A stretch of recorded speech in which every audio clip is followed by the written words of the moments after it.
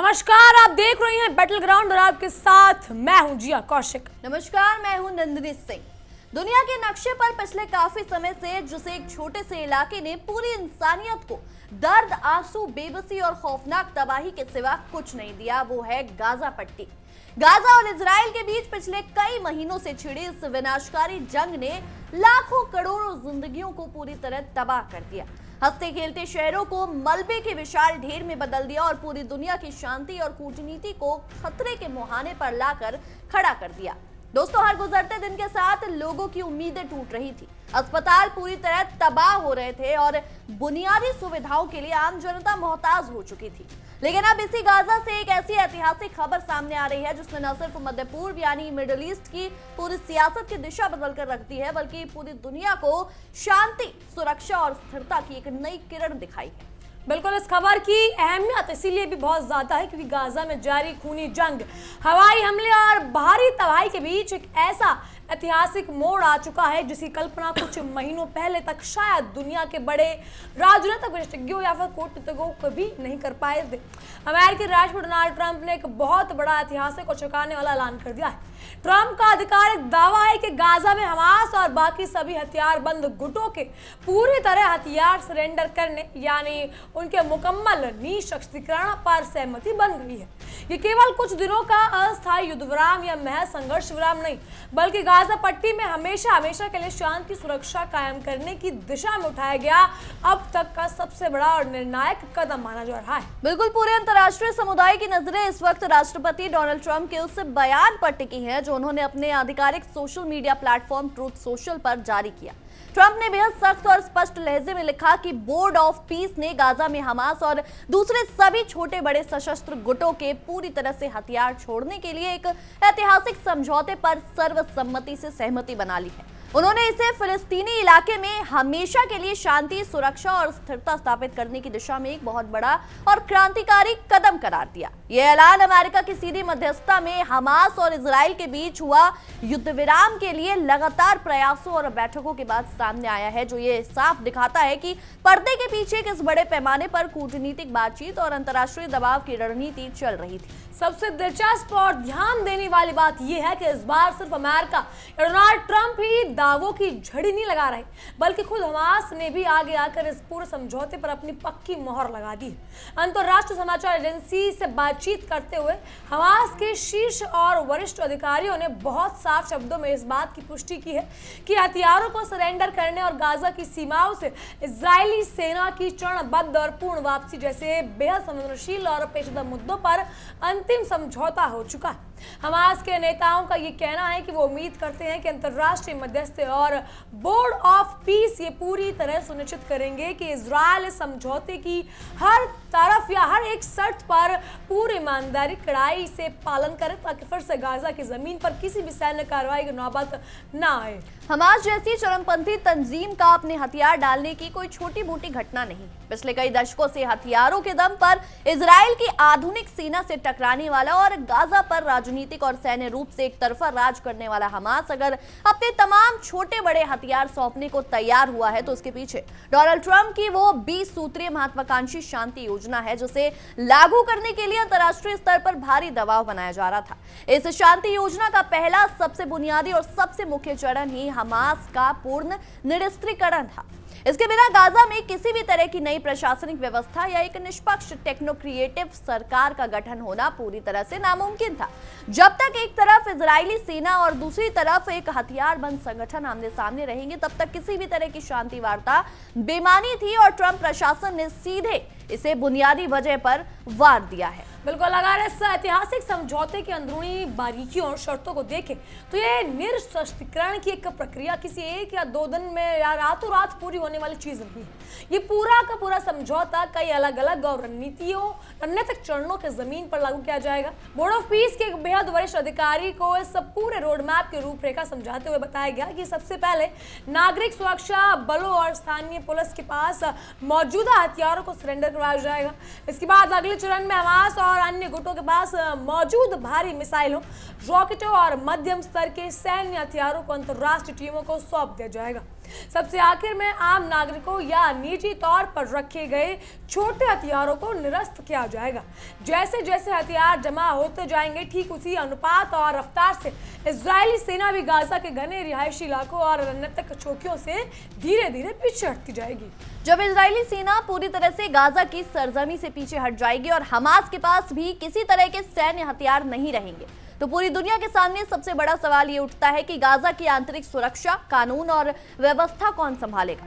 इसका जवाब भी इस अंतर्राष्ट्रीय समझौते में बहुत ही व्यावहारिक और दूरदर्शी तरीके से दिया गया है। राष्ट्रपति ट्रंप ने साफ किया है कि गाजा में सुरक्षा और शांति का माहौल बनाए रखने के लिए एक विशेष अंतर्राष्ट्रीय स्टेबलाइजेशन का गठन किया जाएगा। यह अंतर्राष्ट्रीय बल गाजा में एक नई, आधुनिक और प्रशिक्षित और पूरी तरह निष्पक्ष फिलिस्तीनी पुलिस फोर्स का निर्माण करेगी। ये नई पुलिस फोर्स अंतर्राष्ट्रीय बल के साथ मिलकर कदम से कदम मिलाकर काम करेगी, ताकि गाजा में दोबारा कोई आतंकी गुट सिर ना उठा सके और वहां कानून का राज कायम हो सके। बिल्कुल, और कूटनीतिक का जानकार मान रहे हैं कि इस पूरे समझौते में ट्रंप का ये दाव अंतर्राष्ट्रीय कूटनीति के इतिहास में एक मिसाल की तरह देखा जाएगा। पिछले कई दशकों से इजरायल और फिलिस्तीन का पूरा विवाद इसी एक नुक्ते पर अटका हुआ है, जो इजरायल की अपनी ठोस सुरक्षा गारंटी के बिना गाजा और पश्चिमी तट से पीछे हटने को किसी भी कीमत पर तैयार नहीं था, और दूसरी तरफ फिलिस्तीनी गुट अपनी सरजमी से इजरायली सेना की मौजूदगी खत्म किए बिना अपने हथियार डालने को तैयार नहीं थे।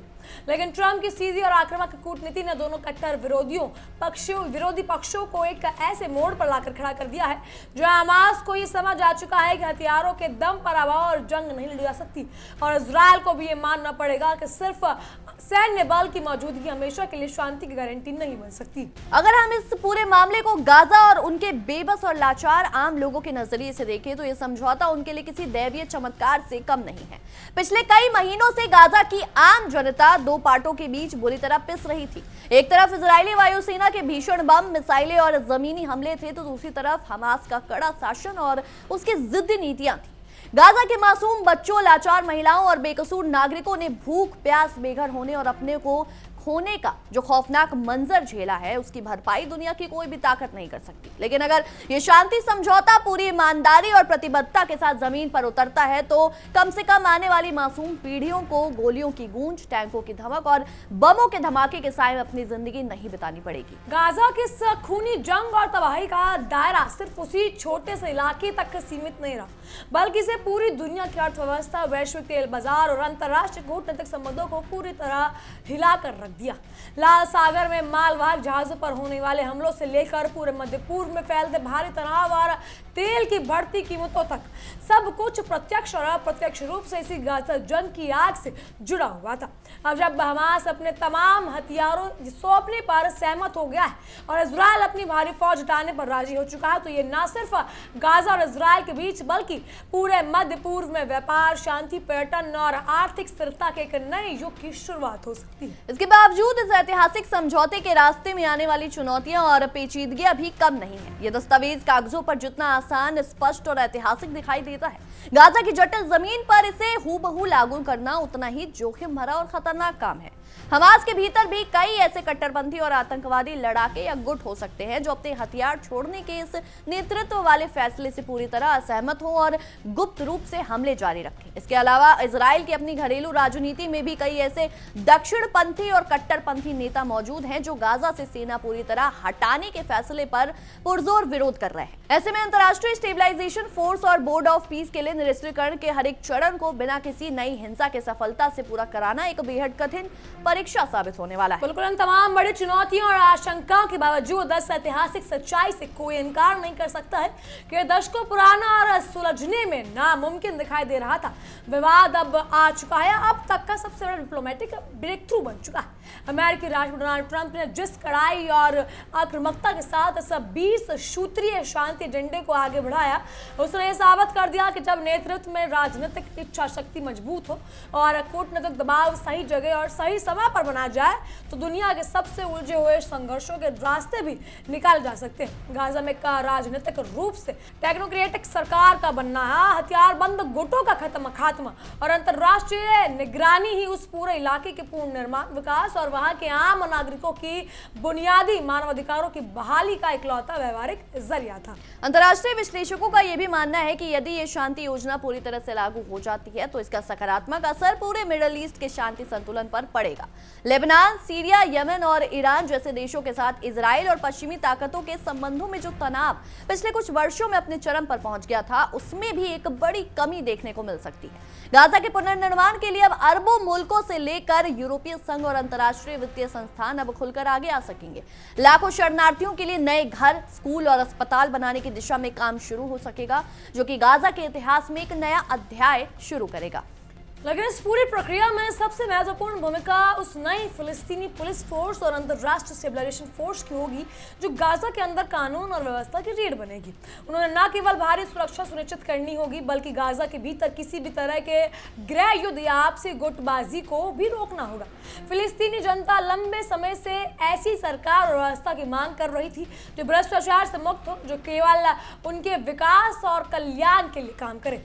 ये समझौता गाजा के लोगों को एक ऐसी टेक्नोक्रेटिक सरकार देने का वादा करता है जो बिना किसी राजनीतिक का दुर्भावन के केवल गाजा के पुनर्निर्माण और उसकी अर्थव्यवस्था को पटरी पर लाने का काम करेगी। बिल्कुल, इस पूरे समझौते का एक और सबसे महत्वपूर्ण पहलू शरणार्थियों का पुनर्वास और बुनियादी ढांचे की दोबारा खड़ी करने की है। गाजा में लगभग 80% से अधिक इमारतें पूरी तरह क्षतिग्रस्त हो चुकी हैं या जमीन में मिल चुकी हैं। ऐसे में अंतर्राष्ट्रीय सहायता संगठनों के लिए यह चुनौती होगी कि वो लाखों बेघर हो चुके लोगों को तुरंत सुरक्षित आश्रय प्रदान करें। पीने का साफ पानी, बिजली सप्लाई, सीवेज सिस्टम और मेडिकल सुविधाओं को बहाल करना प्राथमिकता होगी। अरब देशों की ओर से पहले ही अरबों डॉलर के फंडिंग पैकेज की बात कही जा रही है जो गाजा को एक आधुनिक और सुरक्षित शहर के रूप में दोबारा खड़ा करने में मदद करेगी। इसके साथ ही इजराइल के लिए भी ये एक नई कूटनीतिक शुरुआत का संकेत हो सकता है। लंबे समय से अपने पड़ोसियों के साथ तनावपूर्ण संबंधों का सामना कर रहे इजराइल के लिए अगर गाजा में एक शांत और सुरक्षित सीमा बनती है तो उसके लिए अरब दुनिया के अपने अब्राहम अकॉर्ड्स और रिश्तों के समीकरण को आगे बढ़ाना आसान हो जाएगा। इजराइल की जनता भी कई सालों से जारी लगातार रॉकेट हमलों और सुरक्षा के खतरे से मुक्ति चाहती है। अगर हमास का पूर्ण निःशस्त्रीकरण हो जाता है तो इजराइल नागरिकों के लिए भी सुरक्षा की एक नई गारंटी बनेगी और जिससे पूरे क्षेत्र में व्यापार और पर्यटन को बढ़ावा मिलेगा। फिलिस्तीन के दूसरे हिस्सों विशेष रूप से वेस्ट बैंक की स्थिति पर भी इसका दूरगामी असर पड़ेगा। अगर गाजा में एक सफल टेक्नोक्रेटिक सरकार का मॉडल काम कर जाता है तो ये पूरी फिलिस्तीनी अथॉरिटी के पुनर्गठन की दिशा में भी पहला कदम साबित हो सकता है। दुनिया भर के देश लंबे समय से दो राष्ट्र समाधान यानी 2 स्टेट सॉल्यूशन की वकालत कर रहे हैं। गाजा में हिंसा का खत्म होना और एक जिम्मेदार फिलिस्तीनी प्रशासन का उभरना आगे चलकर फिलिस्तीनी राज्य के निर्माण के लिए एक मजबूत रणनीतिक और राजनीतिक आधार तैयार कर सकता है। बिल्कुल, हालांकि इन तमाम संभावनाओं या संभावनाओं के बीच ये भी देखना होगा कि अंतर्राष्ट्रीय समुदाय समझौते को बनाए रखने के लिए कितना प्रतिबद्ध रहता है। इतिहास गवाह है कि मध्य पूर्व के कई बार शांति समझौते कागजों पर बहुत मजबूत दिखते हैं, लेकिन जमीनी स्तर पर छोटी सी चिंगारी, छोटी सी भड़काऊ घटना ने सब कुछ तबाह कर दिया। इसलिए बोर्ड ऑफ पीस और संयुक्त राष्ट्र जैसी संस्थाओं को पल पल की निगरानी रखनी होगी ताकि कोई भी पक्ष किसी भी तरह का उल्लंघन या फायदा न उठा सके। निष्पक्षता ही इस शांति समझौते को लंबे समय तक जिंदा रख सकती है। अब पूरी दुनिया के राष्ट्राध्यक्षों और मानवाधिकार संगठनों की नजरें सिर्फ एक बात पर टिकी हैं कि इस समझौते के पहले चरण की जमीनी शुरुआत कब से और कैसे होती है। जब पहली बार हमास के लड़ाकों द्वारा अपने हथियार आधिकारिक रूप से अंतर्राष्ट्रीय प्रतिनिधियों को सौंपे जाएंगे और इजरायली सेना के भारी टैंक और बख्तरबंद गाजा की सीमाओं से बाहर निकलना शुरू करेंगे, तब जाकर दुनिया को ये पूरा भरोसा होगा कि गाजा के आसमान से तबाही और मौत के काले बादल सचमुच छट चुके हैं। ये शांति प्रक्रिया सिर्फ दो कट्टर दुश्मनों के बीच हुआ कोई सामान्य समझौता नहीं, बल्कि ये पूरी इंसानियत की जीत और बंदूक और हिंसा की संस्कृति पर कूटनीतिक और बातचीत की सबसे बड़ी विजय साबित हो सकती है। हम सब यह उम्मीद करते हैं कि इस नाजुक शांति प्रक्रिया में कोई नया राजनीतिक या सैन्य अड़ंगा न आए और सभी मध्यस्थ देश अपनी अपनी ऐतिहासिक जिम्मेदारियों को पूरी निष्ठा और मजबूती से निभाएं। गाजा के लोगों ने जो दर्द झेला है वो समय आ गया है उन्हें शांति, सुरक्षा और एक बेहतर भविष्य मिले। तो दोस्तों, गाजा में हमास के हथियार सरेंडर करने, इजरायली सेना के पूर्ण वापसी और ट्रंप के ऐतिहासिक समझौते से जुड़ी ये खबर और महत्वपूर्ण खबर आपको कैसी लगी हमें कमेंट के जरिए बताइएगा। फिलहाल के लिए इतना ही। तमाम खबरों के लिए बने रहिएगा हमारे साथ और देखते रहिए हमारी खास पेशकश बैटल ग्राउंड। देखिए इंडिया डेली 24/7 अब आपके स्मार्ट टीवी पर। इंडिया डेली मौजूद है सभी डिजिटल प्लेटफॉर्म पर लाइव और लगातार।